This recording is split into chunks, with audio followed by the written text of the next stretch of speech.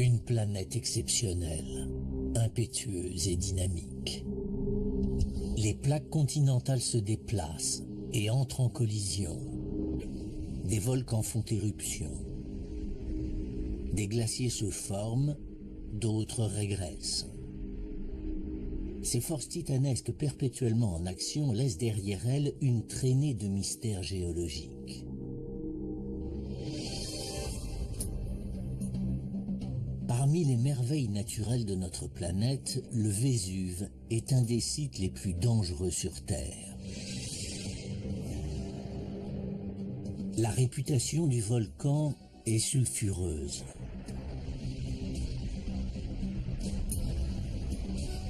Comme le montrent les restes de ses victimes, figés dans le temps depuis près de 2000 ans.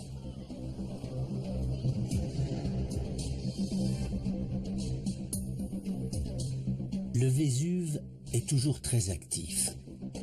On commence à peine à élucider les mystères qui entourent ce volcan.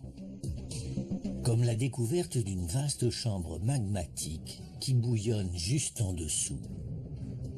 C'est un des indices qui précise la menace que le volcan fait peser sur une région européenne densément peuplée.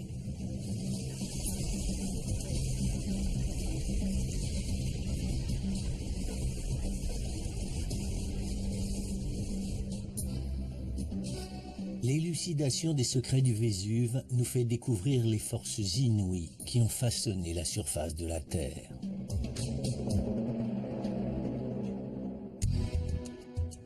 La prochaine éruption du Vésuve pourrait faire beaucoup plus de victimes que les éruptions les plus meurtrières de l'histoire. 3 millions de vies sont menacées. Dans le sud-ouest de l'Italie, un volcan domine la ville de Naples de ses 1281 mètres, le Vésuve. Le nombre de morts serait faramineux. Il y en aurait des millions. C'est donc un scénario catastrophe que nous craignons tous.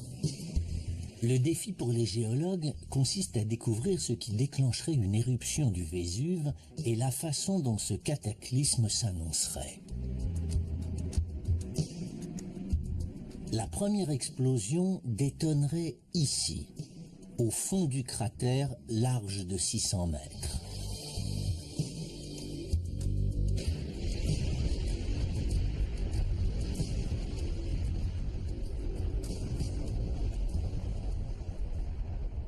En quelques secondes, le cône se désintégrerait.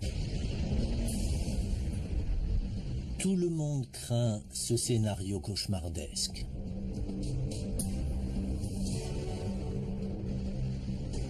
Une nuée ardente dévalerait les pentes du volcan à plus de 700 km/h, soit 2 fois plus vite qu'une Formule 1.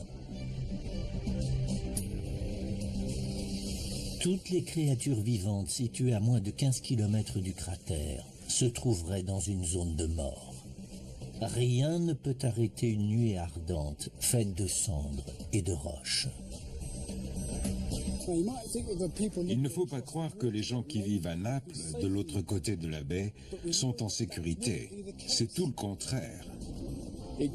La nuée ardente poursuit sa lancée sur la mer et prend même de la vitesse. Elle fuse carrément vers Naples. Imaginez la panique des Napolitains qui voient surgir sur eux ce nuage de cendres volcaniques.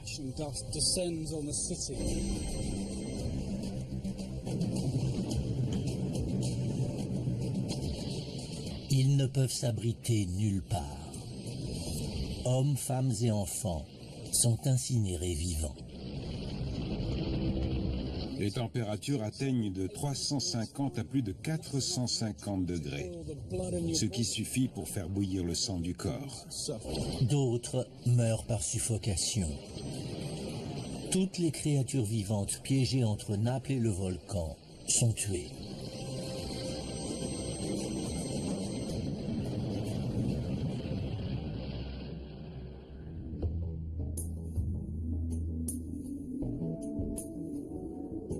Les vulcanologues ont longtemps prétendu que Naples était à l'abri du Vésuve. Ils sont convaincus que les projections d'une violente éruption ne peuvent pas atteindre la ville. Cette croyance est balayée par de nouvelles recherches effectuées sous le Castel Nuovo, dans le cœur de Naples.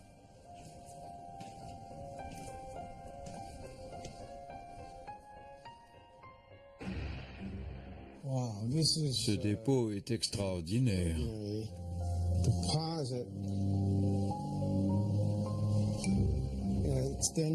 Il s'étend d'ici jusque là. Il fait 1,20 m d'épaisseur. La couche découverte par Michael Sheridan est l'accumulation de cendres déversées sur Naples par une éruption massive du Vésuve au début de l'âge de bronze, vers 1780 avant notre ère.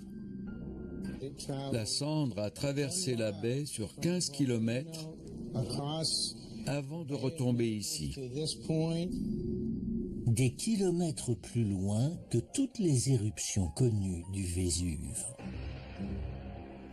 Les scientifiques doivent tenir compte d'un fait aussi flagrant. La découverte de ce dépôt volcanique en plein centre de Naples a modifié le regard que les Napolitains portent sur le Vésuve. Ils se rendent compte que l'imposant volcan constitue une réelle menace pour eux.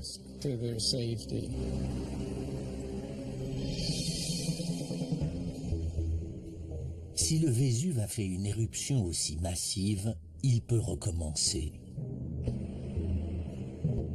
Un autre indice de taille monumentale révèle l'ampleur de l'incroyable explosion volcanique de 1780 avant notre ère.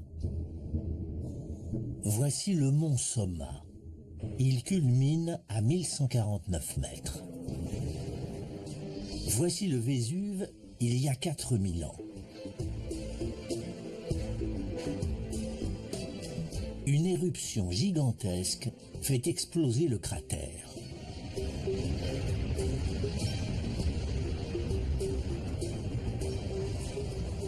Le cône vomit de la lave sortant de la chambre magmatique, cet immense réservoir situé sous le volcan. L'éruption dure des heures avant qu'un phénomène cataclysmique se produise. Alors que la chambre magmatique s'est vidée à un point critique, le volcan s'effondre sur lui-même dans ce vide.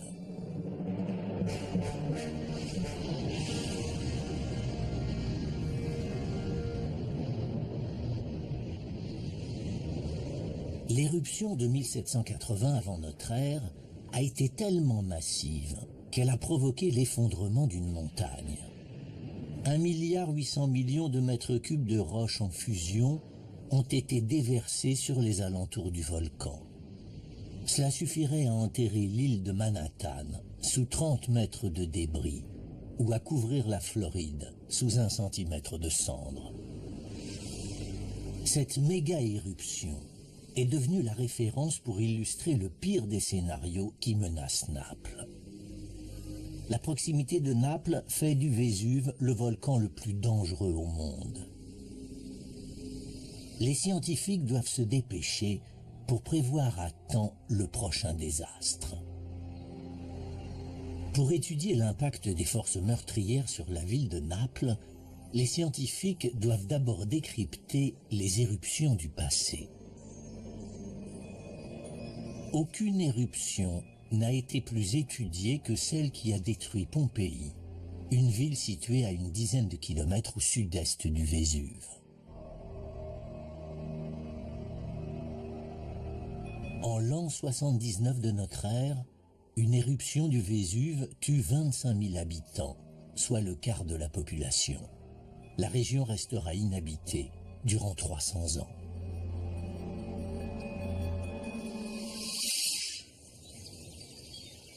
Derrière moi, vous voyez le matériau qui a enterré Pompéi. Les débris volcaniques sont constitués de cendres et d'une roche blanche. La première impression, c'est que cette roche est très légère. En l'observant à la loupe, On constate que cette roche est constellée de petits trous. Les trous sont les marques du gaz volcanique piégé dans la roche. Cette roche claire et légère, c'est de la ponce, c'est-à-dire du magma rempli de bulles de gaz. Cette roche est tellement poreuse qu'elle est capable de flotter. C'est la seule roche capable de flotter. Les bulles prises au piège sont un indice sur la formation de la ponce. Les bulles ont transformé la boisson en mousse. Et cette masse mousseuse expurgée de la bouteille, c'est comme ce qui se passe dans une chambre magmatique. Si on élimine soudain la pression, le gaz dissous explose de la bouteille sous forme de bulles.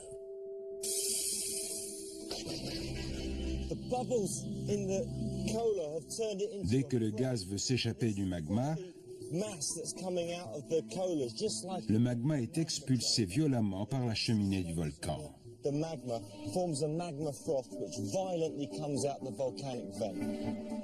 La découverte de la ponce montre que le volcan a produit de la mousse magmatique. Cela signifie une chose. L'éruption s'est terminée par une explosion de grande ampleur.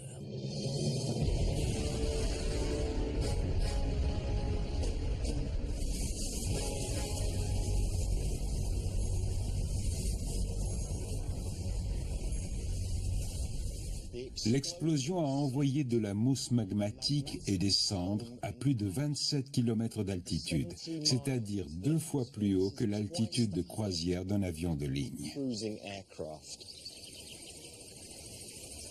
Un témoin de l'époque nous a laissé une description de ce cataclysme qui a eu lieu il y a 2000 ans.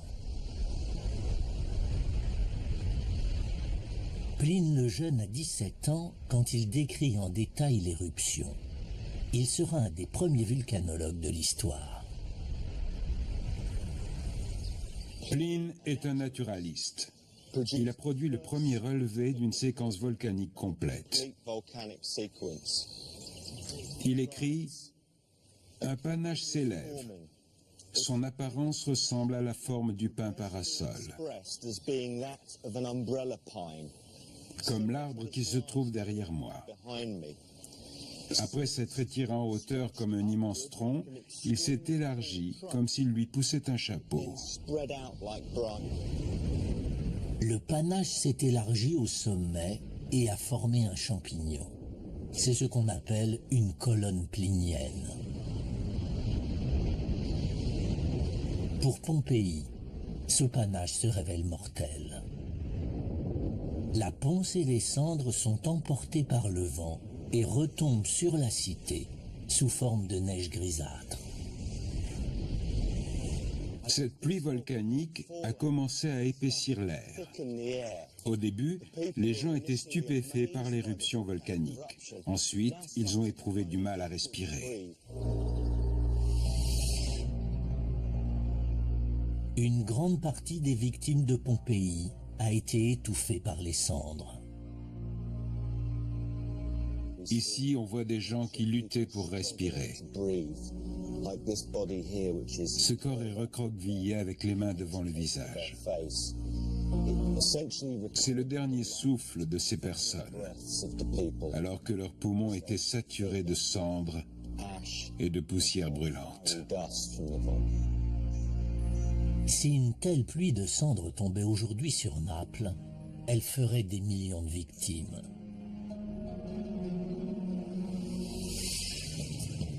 En tentant de comprendre les raisons qui font du Vésuve le volcan le plus dangereux au monde, les scientifiques ont mis au jour 2 indices majeurs.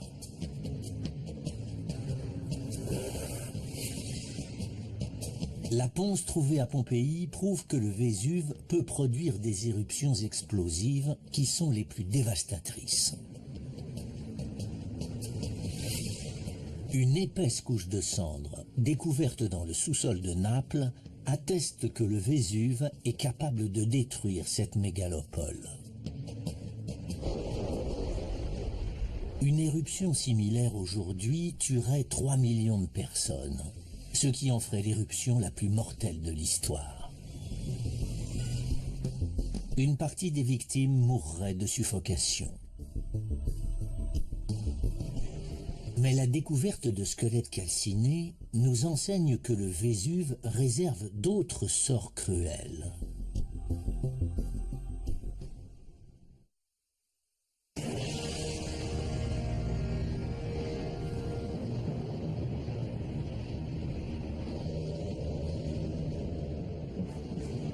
Des géologues étudient la menace mortelle du Vésuve.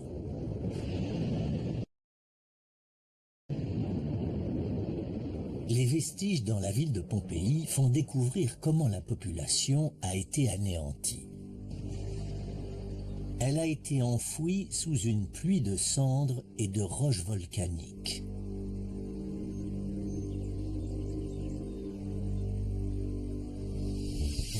En 1981, des fouilles effectuées à 7 km à l'ouest du Vésuve ont montré que les habitants d'Herculanum avaient subi une mort horrible.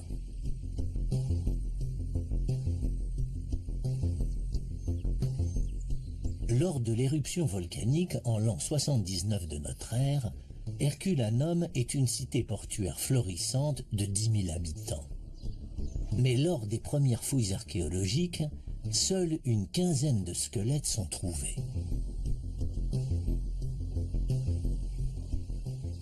Les spécialistes pensent que les habitants ont réussi à fuir la cité à temps. Mais lors de fouilles plus tardives, effectuées dans le port et les abris de bateaux, les archéologues découvrent la vérité.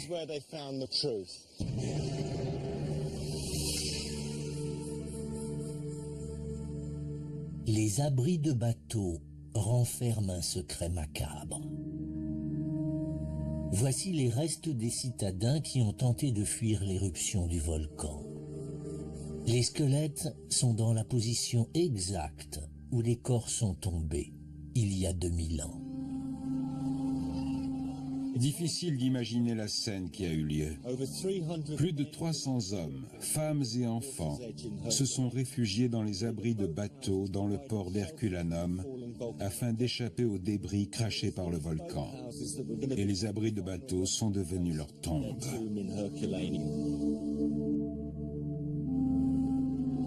Pour le géologue Dougal Jerram, ces restes humains donnent un premier indice sur les événements qui se sont produits il y a 2000 ans.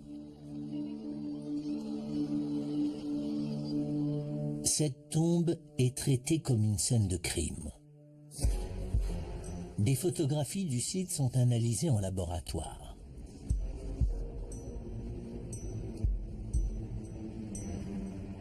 La position des corps donne une idée de la vitesse à laquelle un volcan peut semer la mort. Ici, nous avons un corps assis contre une paroi d'un abri à bateau à Herculanum. Cet adulte tient un enfant dans ses bras. Ils sont installés comme s'ils étaient en train de se reposer. C'est comme si ces personnes étaient en train de bavarder ensemble et qu'elles ont été tuées subitement. D'autres indices apparaissent lors de l'étude minutieuse des os des victimes. L'extrémité de nombreux os des victimes est noire. C'est très caractéristique des victimes d'Herculanum. Et ce phénomène se produit à des endroits spécifiques, comme les coudes, où il y a moins de peau, où l'os est plus près de la surface de la peau. Durant des années, les scientifiques ont eu du mal à expliquer ce noircissement des os. En 1991, des chercheurs de l'université de Naples proposent une solution très simple. Je vais refaire l'expérience qui a permis d'expliquer ce qui s'est passé à Herculanum. Dougal Jerram va faire brûler des os de porc à des températures de plus en plus élevées. Pour chaque morceau, je vais augmenter la température afin de brûler la chair. En augmentant la chaleur, j'espère arriver au point où les os vont commencer à noircir, comme les os des victimes d'Herculanum. Dougal brûle un os à 250 degrés et un autre à 350 degrés.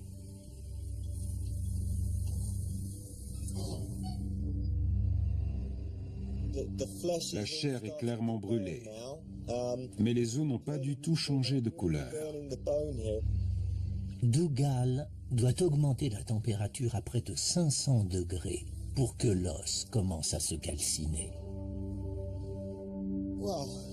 On arrive enfin à une température qui provoque la calcination de l'os. Il gratte la chair brûlée afin d'analyser l'os.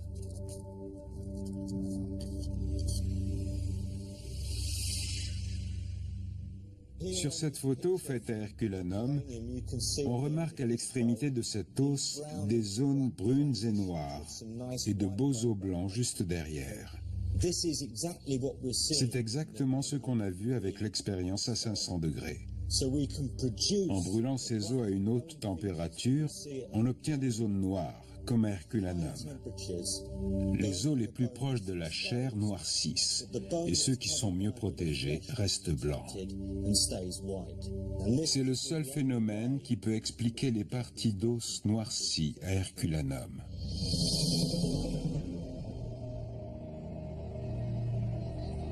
Les os noircis prouvent que le jour de l'éruption, la température de l'air à 7 km du volcan a atteint 500 degrés. C'est plus chaud que l'air propulsé par un moteur à réaction.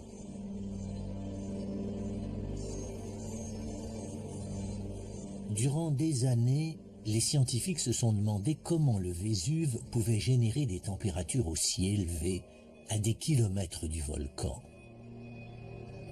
Un élément de réponse surgit grâce à un indice d'une toute autre nature, découvert dans le village de Bosco Reale, à 2 km au sud-ouest du Vésuve.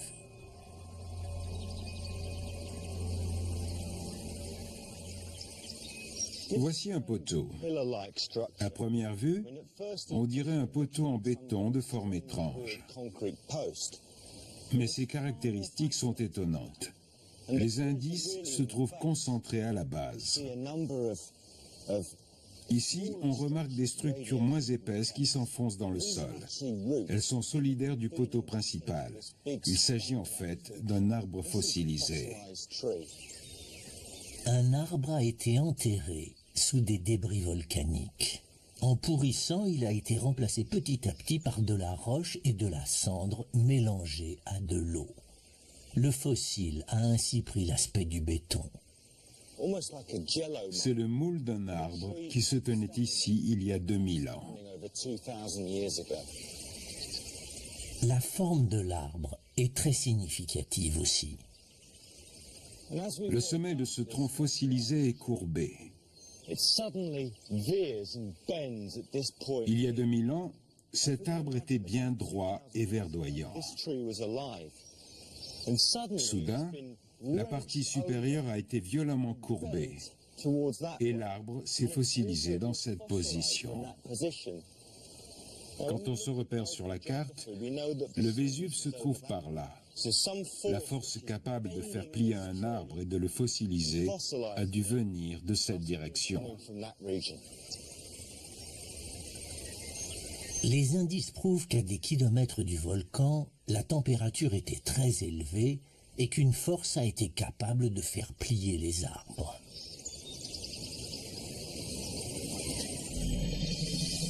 Le Vésuve a généré un autre phénomène d'une violence inouïe.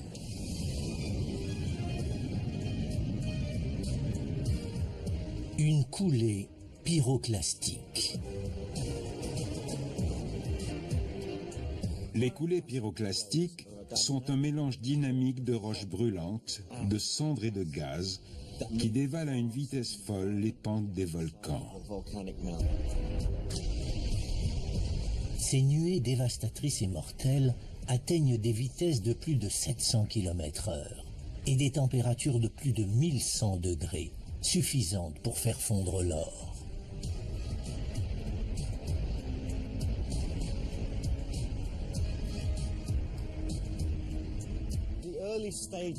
Au début de l'éruption, les habitants d'Herculanum ont observé la colonne de cendres crachée par le Vésuve et s'élevant dans l'atmosphère. Imaginez leur épouvante en constatant soudain que cette colonne sombre se dirige vers leur ville. Cette nuée remplie de débris brûlants et de matériaux pyroclastiques en fusion balaie les ruelles. Elle enveloppe toute la cité et se dirige vers le port. Herculanum a été anéanti par une coulée pyroclastique.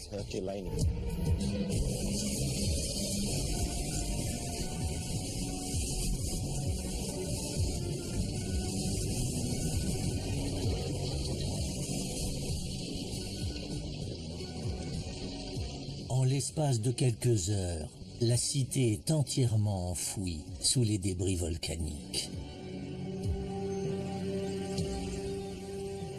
Pour comprendre le degré de dangerosité du Vésuve, les chercheurs ont trouvé des indices majeurs sur la dévastation provoquée par d'anciennes coulées pyroclastiques. Les zones calcinées sur les os humains prouvent qu'à 7 km du volcan, les températures ont atteint 500 degrés.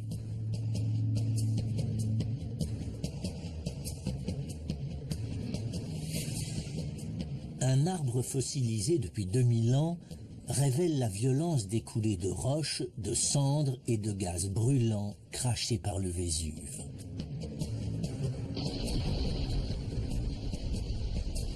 Les coulées pyroclastiques ne sont pas le seul phénomène mortel du Vésuve. Le volcan dispose d'une autre arme radicale. Des rivières de lave incandescentes qui coulent en bas du volcan et qui brûlent et anéantissent tout sur leur passage.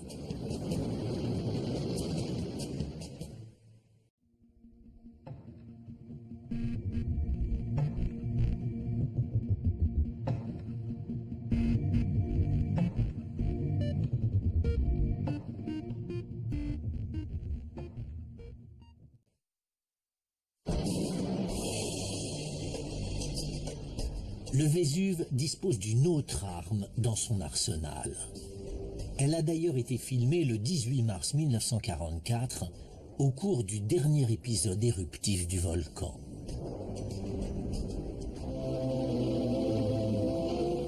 Des caméras filment le spectacle offert par le Vésuve. Une colonne de cendres s'étire sur 8 km au-dessus du volcan. Des coulées pyroclastiques dévalent ses pentes.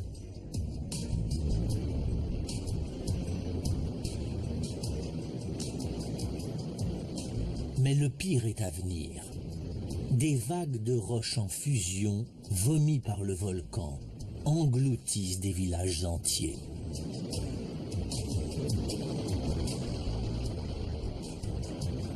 « 34 personnes sont tuées et des milliers perdent leur maison.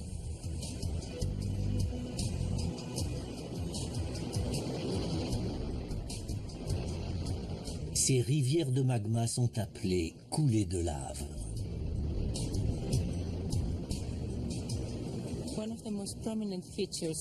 Une des caractéristiques du Vésuve, ce sont les coulées de lave solidifiées sur les flancs du volcan. Les dépôts de lave de l'éruption de 1944 s'étendent sur 20 km depuis la bouche du volcan.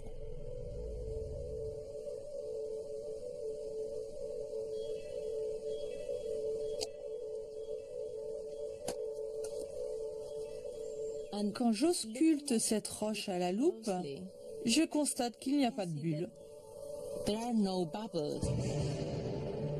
Contrairement à la ponce qui est retombée sur Pompéi, cette lave solidifiée est dense et très dure. Cet indice nous révèle que l'éruption de 1944 n'était pas de type explosif. Les gaz ont eu le temps de s'échapper de la lave avant que cette dernière surgisse à la surface. Seule une lave visqueuse et fluide a pu laisser échapper les gaz sous terre. Débarrassée de ces gaz explosifs, la lave a coulé hors du volcan et n'en a pas été expulsée violemment.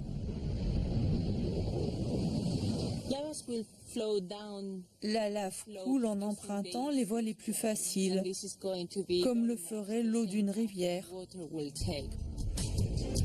Des coulées de lave de plus de 1000 degrés dévalent les pentes du volcan.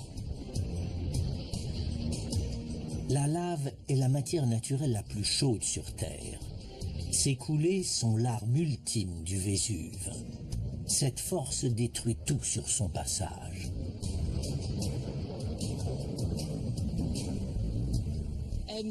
Le mot lave vient de l'italien lavare, qui signifie laver. Cela illustre parfaitement ce que fait la lave quand elle coule. Elle lave tout sur son passage, elle détruit absolument tout. La lave ne laisse rien derrière elle.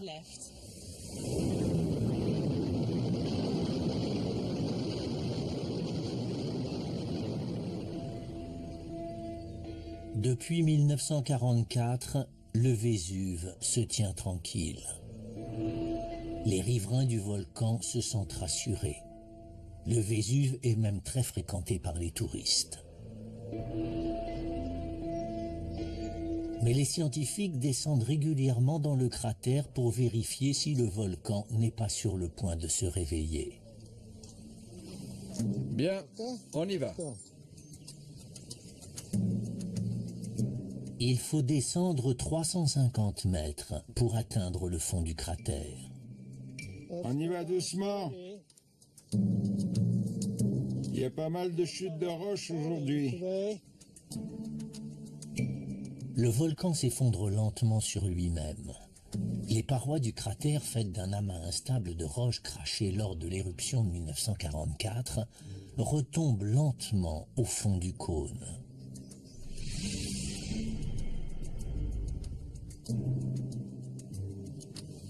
Avant d'atteindre le fond du cratère, Orsi voit et sent les gaz.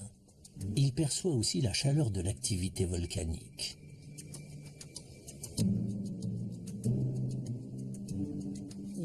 La fumée que vous voyez là, c'est du gaz qui s'échappe par des fumerolles.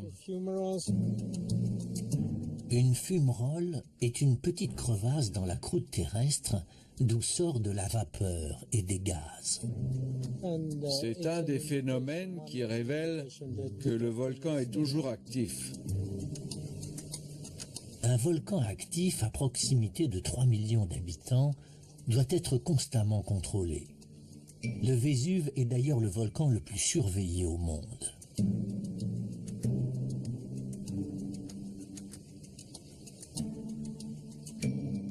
La composition et la température des gaz varient selon le degré d'activité du volcan. Les gaz sont le système d'alarme du volcan. Le moindre changement significatif de leur température et de leur composition met aussitôt les scientifiques en alerte. Lors du contrôle, le chercheur ne détecte rien de suspect. Pour l'instant, Naples est en sécurité. Mais l'activité restreinte du volcan n'est pas nécessairement rassurante.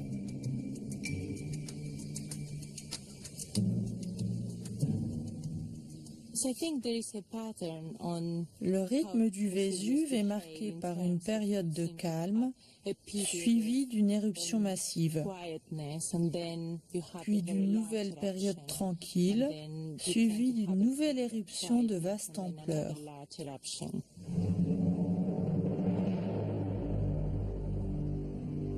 Le danger vient du fait que plus la période paisible est longue, plus le magma s'accumule en profondeur et plus l'éruption qui suivra sera violente.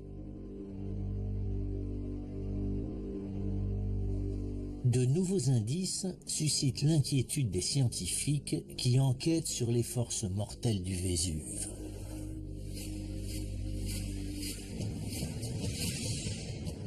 De la roche solidifiée très dense montre que le Vésuve possède l'arme ultime, de la lave en fusion capable de tout anéantir sur son passage. Des fumerolles dans le cratère prouvent que le volcan est actif.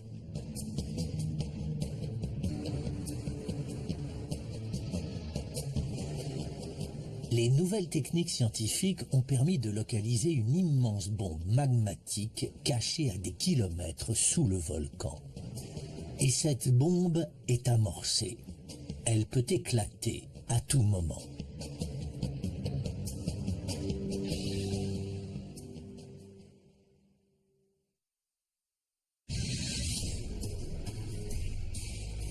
Les scientifiques ont découvert des indices alarmants. L'énergie colossale qui bouillonne sous le Vésuve pourrait bientôt déclencher une explosion dévastatrice.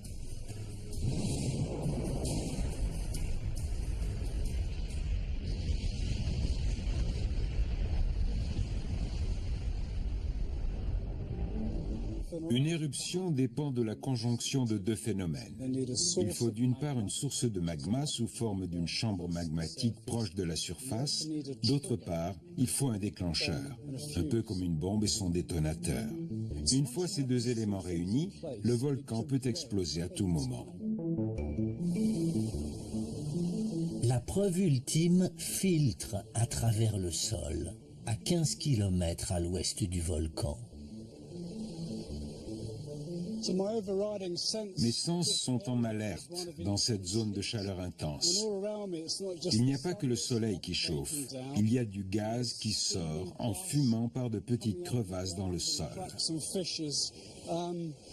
C'est comme si le sol débordait d'activité thermale. Il est en train de me dire, de me hurler, que de la chaleur filtre du sol vers moi. La température de la vapeur peut atteindre 150 degrés.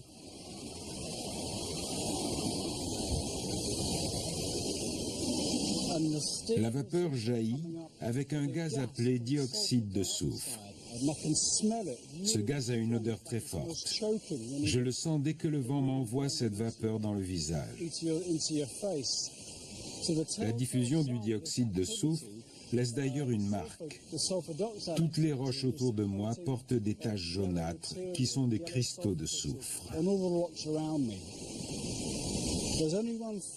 Et la seule activité sur Terre qui peut faire surgir du soufre, des sources d'eau chaude et des gaz chauds, c'est une poche de magma à faible profondeur.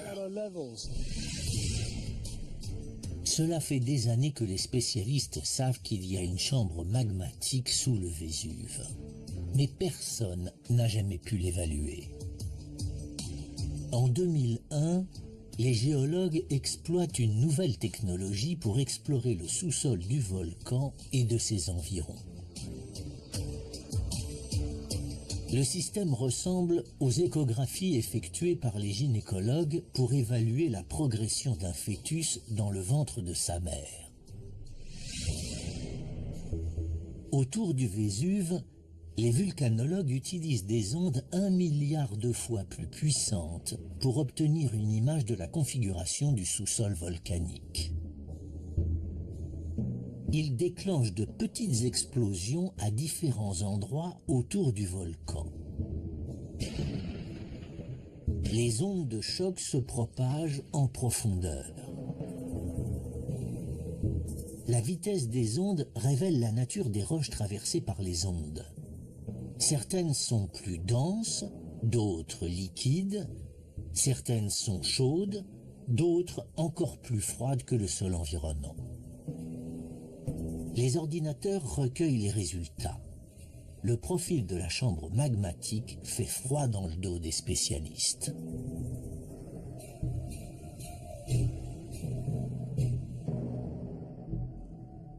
La première fois que les géologues ont découvert cette image, c'était très impressionnant. La chambre magmatique est si colossale qu'elle s'étend bien au-delà de la base du cône, qui fait 1,5 km de diamètre.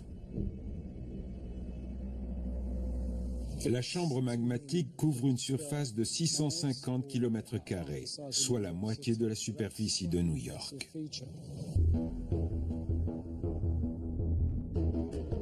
Cette taille imposante a de quoi faire peur à toute la région. Cet immense réservoir de magma en fusion pourrait générer l'éruption la plus phénoménale du Vésuve. Mais impossible de savoir ce qui pourrait faire exploser ce magma en apparence inactif. Certains indices tendent à montrer que le déclencheur d'éruption du Vésuve serait assez inhabituel. Pour découvrir le détonateur du Vésuve, Nick Pitford analyse le déroulement des éruptions du passé.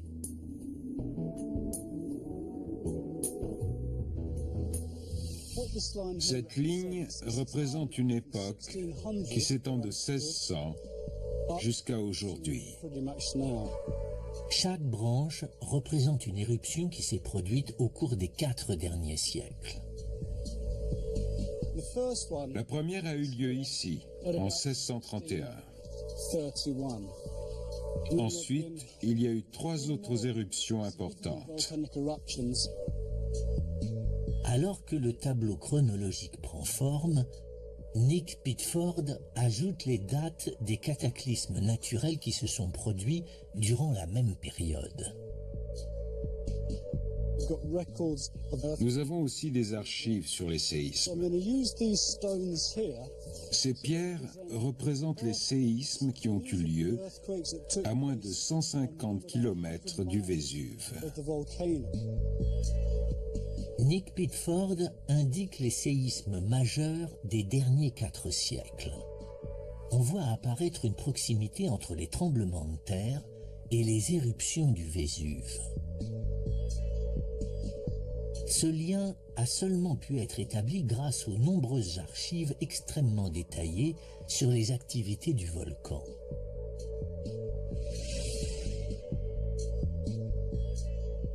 Les alentours du Vésuve sont habités depuis si longtemps que le moindre de ces tressaillements a été rapporté.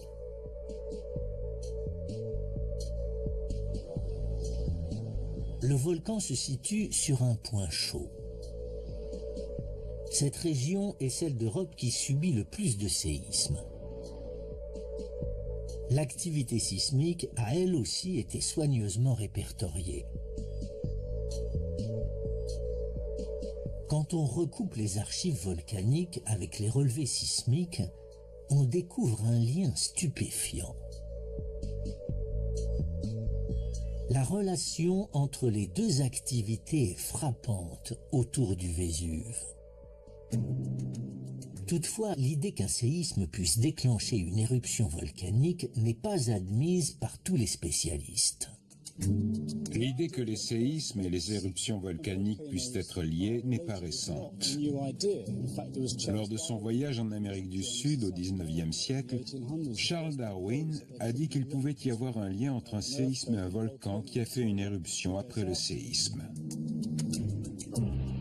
Darwin était au Chili en 1935 lorsque ce pays a été frappé par un séisme. Quelques jours plus tard, plusieurs volcans sont entrés en éruption. Pour lui, cela établissait clairement un lien entre les 2 phénomènes. Depuis cette époque, c'est-à-dire 2 siècles, les géologues n'ont cessé de débattre sur le bien fondé de ce lien entre les séismes et les éruptions volcaniques. En dépit de la controverse, une bonne partie des spécialistes sont convaincus que la prochaine méga-éruption du Vésuve sera provoquée par un séisme. En théorie, les ondes de pression sont capables de comprimer la chambre magmatique. Imaginons que cette bouteille représente la chambre magmatique sous le volcan. L'eau dans la bouteille représente la lave ou le magma. Quand les ondes de pression du séisme remontent vers la chambre magmatique, elles compriment les parois. Et quand les parois de la chambre magmatique se rapprochent, alors le magma est poussé vers le haut, vers la surface.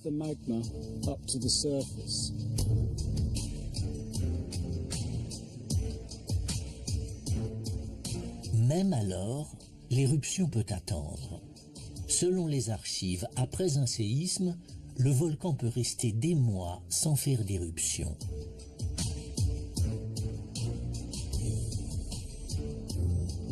Une des raisons de ce report serait que le séisme accumule lentement de l'énergie sous le volcan. L'effet des ondes de pression n'est donc pas immédiat. Peut-être faut-il plus d'un séisme, qu'il en faut plusieurs pour que la pression soit suffisamment forte. Chaque onde comprime davantage la chambre magmatique. Jusqu'à ce qu'un dernier séisme soit la goutte qui fasse déborder le vase, qui pousse la compression à son paroxysme, qui provoque une instabilité critique qui déclenche une éruption. Après des milliers d'années d'observations et d'études, les spécialistes ignorent toujours ce qui provoque une éruption.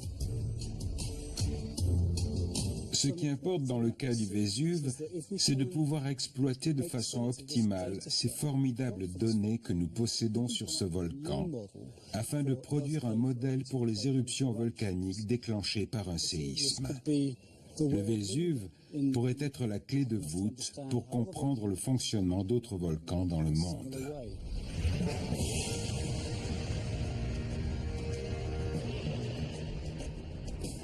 Si les séismes sont bien les éléments déclencheurs d'éruption du Vésuve, alors la prochaine pourrait déjà être en préparation.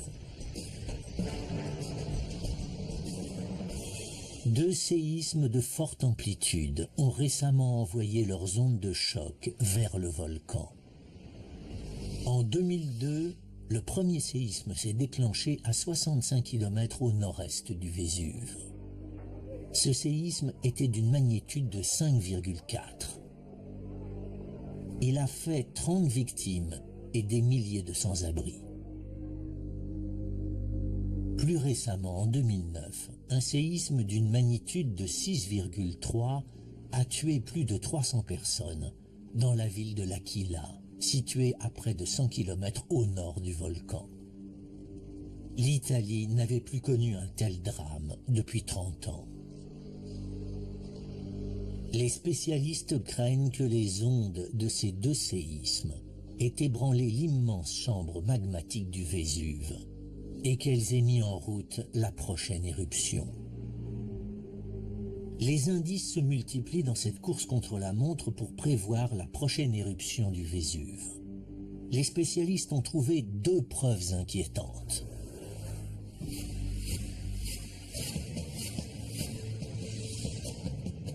Une bombe colossale sous le Vésuve prouve que le volcan regorge de carburant pour faire une éruption méga explosive.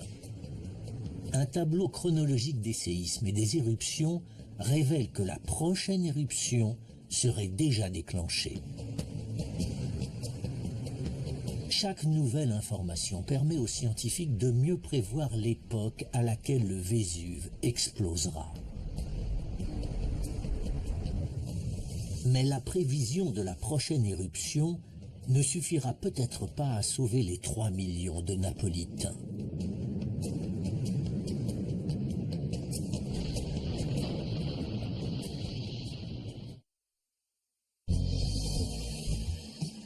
Les découvertes récentes autour du Vésuve ont montré que si le volcan produit une éruption aussi violente qu'en 1780 avant notre ère, les débris et la cendre atteindraient le cœur de Naples, une métropole qui compte 3 millions d'habitants. Le Vésuve est un volcan actif de type explosif, ce qui le rend particulièrement dangereux. De plus, les habitants autour du volcan sont très nombreux, ce qui multiplie d'autant les risques liés à une éruption.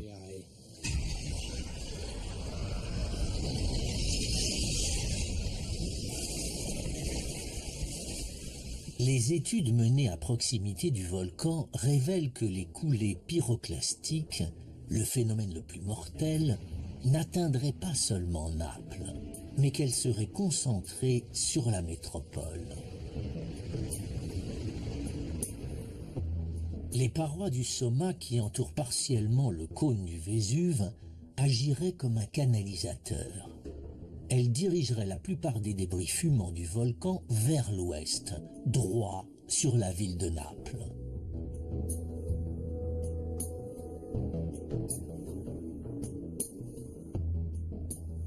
Le Vésuve est un immense canon pointé sur la ville de Naples.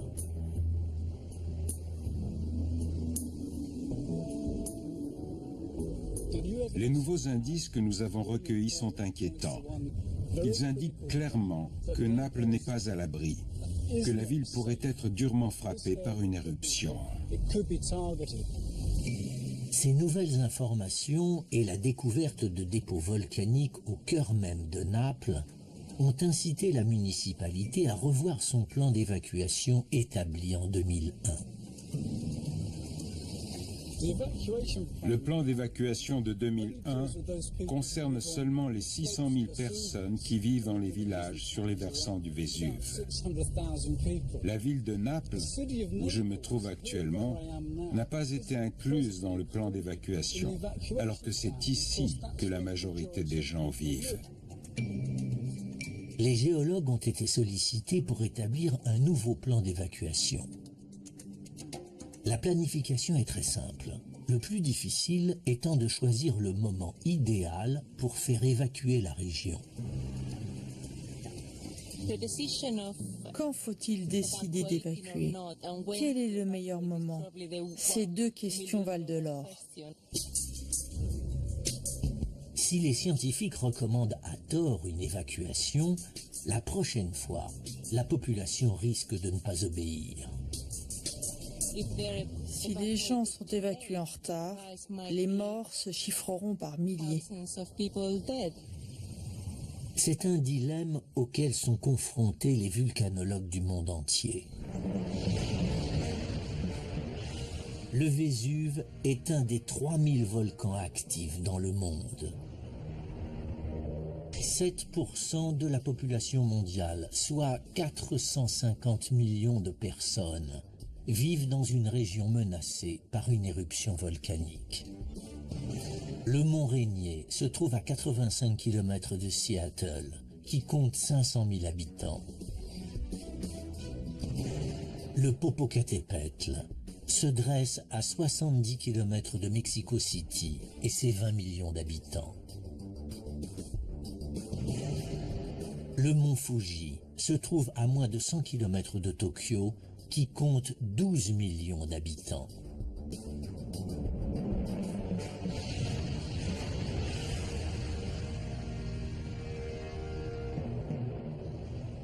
En moyenne, sur les volcans qui entrent chaque année en éruption, 3 font des victimes et des blessés.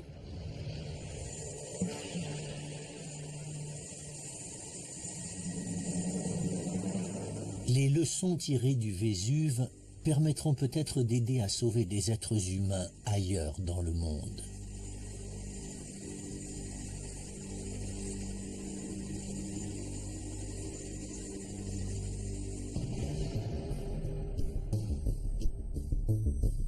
Le Vésuve n'a pas encore révélé tous ses secrets.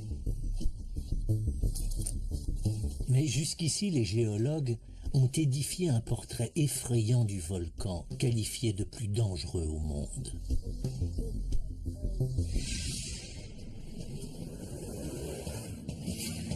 De la ponce mise au jour dans les ruines de Pompéi prouve que le Vésuve est un volcan explosif. Des ossements calcinés montrent que le volcan produit des coulées pyroclastiques qui atteignent 500 degrés. De très anciennes couches de cendres découvertes dans le sous-sol de Naples attestent que le Vésuve est capable d'enfouir cette cité. Une nouvelle enquête sismique révèle qu'une chambre magmatique de 650 km² couve sous le volcan. C'est une véritable bombe à retardement. Les indices géologiques montrent que Naples sera un jour victime de la fureur du Vésuve.